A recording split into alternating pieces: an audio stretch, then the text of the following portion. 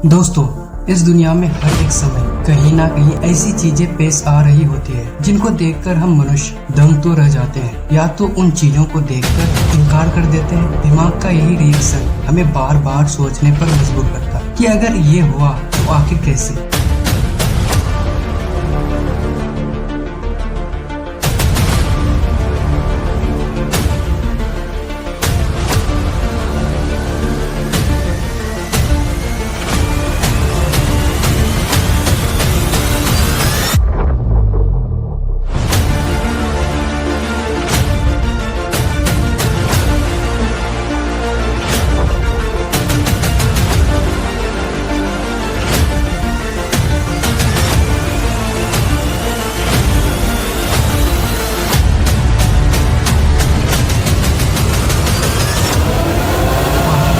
आज हम देखेंगे पृथ्वी के कुछ ऐसे नेचुरल फेनोमेनास जिनको या तो साइंटिस्ट एक्सप्लेन कर बैठे हैं या तो वह अभी तक साइंस की पहुंच से बहुत दूर है। फ्रोजन बबल लेक कनाडा में खूबसूरत पहाड़ियों के बीच ये है। अब्राहम लेक, ये लेक पूरे 28 किलोमीटर तक फैली हुई है और सर्दियों के मौसम में ये लेक पूरी तरह फ्रीज हो जाती है। फ्रीज होते ही उनमें बेशुमार राउंड शेप के बबल्स पैदा हो जाते हैं। ये बबल्स ब्लू आइस के बीच में से आसानी से देख सकते हैं, जिसकी वजह से विंटर्स में ये लेक टूरिस्ट स्पॉट बन जाती है। देखने में तो ये नेचुरल फेनोमेनास बहुत ही खूबसूरत लगता है, लेकिन अगर इसके करीब किसी ने थोड़ी सी भी आग लगा दे तो ये पूरी लेक जोरदार धमाके से फट भी सकता है। आखिर इस लेक में बबल्स आते कहां से और इनकी वजह से लेक इतनी डेंजरस क्यों है? रिसर्चर्स का मानना है कि ये बबल्स मीथेन गैस के हैं। ये डेंजरस गैस लेक के अंदर मौजूद कले सरे पौधों से निकलती है और सर्दियों में जब लेक का पानी फ्रीज होता है तो साथ ही साथ ये बबल्स भी फ्रीज हो जाते हैं। लेकिन फ्रीज होने के बावजूद भी इन बबल्स में मीथेन गैस मौजूद रहती है, जिसको अगर जरा सी भी चिंगारी दिखाई गई तो पूरी 28 किलोमीटर की लेक में फैले हुए इन मीथेन बबल्स को आग भी लग सकती है। साइलिंग स्टोन्स, अमेरिका में डेथ वैली पर एक अजीबोगरीब फिनोमेना नोटिस किया गया। ये देखा गया कि इस वैली के बॉटम पर जो पत्थर पड़े हैं उन पर एक ट्रेल बना हुआ है। ऐसा लगता है कि जैसे इन पत्थरों को घसीटकर एक जगह से दूसरी जगह लाया गया। ये देखकर लोग और हैरान हो गए। आखिर कैसे, जब उन्होंने चंद ऐसे पत्थर भी देखे जो 300 केजी तक थे, यानी जो पत्थर को कोई आदमी हिला भी नहीं सकता, उनको भी घसीटा गया था। अब सवाल ये उठाया गया कि बिल्कुल लेवल जमीन पर इतने भारी पत्थर अपने आप कैसे हिले? अगर इनको किसी ने घसीटा भी है तो आखिर क्यों उन लोगों के पैरों के निशान यहाँ मौजूद नहीं, जिन्होंने इतनी मेहनत लगाकर इनको हिलाया था? जब किसी को इसका सॉलिड जवाब नहीं मिला तो लोगों ने इस डेथ वैली के बारे में मनगढ़ंत बातें बनाना शुरू कर देते हैं। ये माना जाने लगा कि इस बंजर जमीन पर भूतों और आत्माओं का बसेरा है। लेकिन साइंटिस्ट के एक ग्रुप ने यहाँ कई सालों तक यहाँ रिसर्च की। ये ऐलान किया कि इस मिस्ट्री का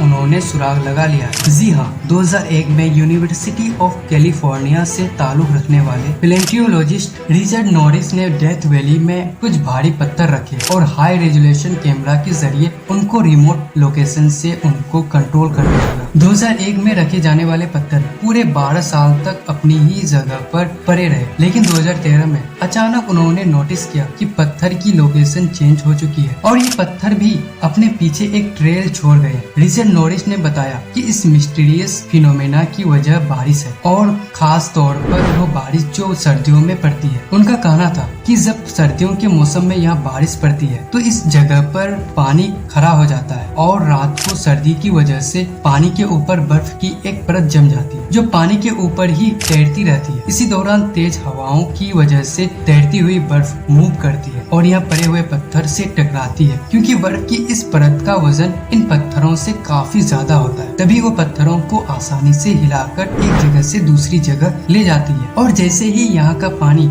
इवोपरेट हो जाता है तो हमें कुछ ऐसे मंजर देखने को मिलता है। हिडन बीच, मेक्सिको के समुद्र के किनारे लगभग 7 किलोमीटर की दूरी पर समुद्र के बीचों बीच एक छोटा आइलैंड है जो कि मेरिन्टा आइलैंड के नाम से जाना जाता है, लेकिन इससे भी ज्यादा यहाँ मौजूद हिडन बीच की वजह से फेमस है। जहाँ नॉर्मल बीच पर दूर दूर तक सिर्फ पानी ही पानी नजर आता है, वहीं इस हिडन बीच पर ऐसा कुछ नहीं, क्योंकि ये बीच जमीन के अंदर एक सुराग में बना हुआ है जो चारों तरफ आइलैंड की ग्रीनरी में छुपा हुआ है। नॉर्मल बीचेस की तरह इस बीच में पानी के वेव भी बनती है और यहाँ बीच सैंड भी मौजूद है। लेकिन सवाल ये उठता है कि इस वीरान आइलैंड पर यह खूबसूरत बीच आखिर कैसे बने। हुआ यूँ था कि 1900 में मेक्सिकन आर्मी बॉम्ब ब्लास्ट की टेस्टिंग अलग अलग के आइलैंड पर करती थी। एक बॉम्ब ब्लास्ट की टेस्टिंग इस आइलैंड पर भी की गई, जिसकी वजह से यहाँ जमीन में सुराग बन गया। लेकिन ये सुराग अंदर ही अंदर समुद्र से जा मिला और इसमें पानी भी भर गया, क्योंकि यह जगह सी लेवल से काफी ऊपर थी। इसी वजह से पानी सिर्फ यहीं तक भर सका। नागा फायरवॉल्स थाईलैंड में गुजरने वाली मेकोंग रिवर दुनिया की 12वीं सबसे लंबी लेक है, 4900 किलोमीटर लंबी। ये river China, Myanmar, Laos, Thailand, Vietnam तक फैली हुई है। लेकिन रिवर का वो हिस्सा जो थाईलैंड की डिस्ट्रिक्ट फोन फिसाई से गुजरता है, जी हाँ, रिवर के अंदर से, उसमें हर साल कुछ ऐसे मंजर देखा जाता है जिस पर भरोसा करना मुश्किल है। जी हाँ, रिवर के अंदर से आग के बने हुए बॉल्स तेजी से हवा में जाते देखते हैं, जिनको थाईलैंड में नागा बॉल्स भी कहा जाता है। ये फायर बॉल्स आग की तरह ऑरेंज होते हैं और इनकी साइज अलग अलग होती है। कुछ फायर बॉल्स की साइज बास्केटबॉल जितनी भी होती है। ये रिवर से निकलकर ऊपर आसमान की तरफ तेजी से जाते हैं और चंद सेकेंड में ही आंखों से गायब हो जाते हैं। ये फायर बॉल्स अक्टूबर के एंड में एक बुद्धिस्ट सेलिब्रेशन के रात को देखे जाते हैं। यहाँ लोगों का मानना है कि इस रिवर में एक बहुत बड़ा थ्यू है जो अपने मुंह से इस सेलिब्रेशन के रात अपने मुंह से आग के बॉल्स आसमान की तरफ फेंकता है। लेकिन हमेशा की तरह साइंस इस बात को नहीं मानता। इसी वजह से कई महान साइंटिस्ट नागा फायर बॉल्स के पीछे छुपे राज का पर्दाफाश करने के लिए मैदान में उतर आए। इसी साइंटिस्ट ने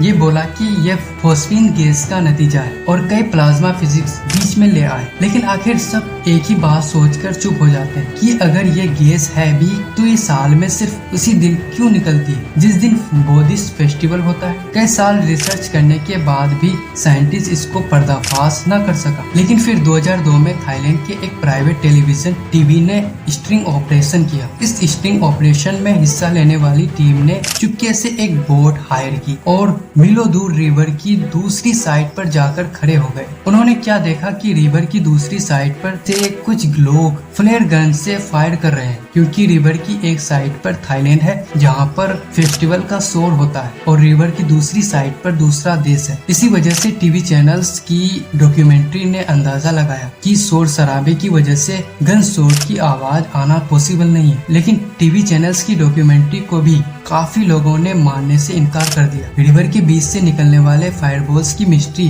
अभी तक प्रॉपर तरीके से सॉल्व न हो सकी।